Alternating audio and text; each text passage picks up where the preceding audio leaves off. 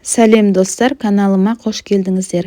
Бүгін кабачкиден өте пайдалы котлеттер жасаймыз. Бізге керегі 2 кабачки. Ең алдымен кабачкиді жуып алғаннан соң үккіштің майда жағынан кабачкилерді өткізіп аламыз.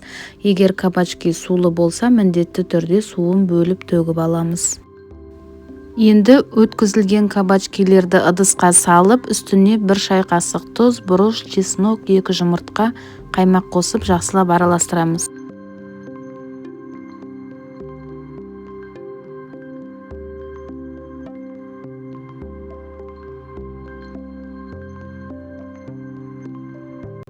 Енді үстіне ұн мен қопсытқыш қосып, тағы да жақсылап араластырамыз. Бізде масса қою болу керек. Енді қолмен домалақ етіп, формаға келтіріп, табаға салып, әр бетін 3-4 минутта баяу отта пісіріп аламыз. Дайын болған кабачки котлеттерді әртүрлі соустармен ұсынсаңыздар болады. Әсіресе чеснок, көкшөптер қосылған қаймақ соусы. Достар, видео пайдалы болса, каналыма тіркелеміз. Келесі видеода кездескенше сау болыңыздар.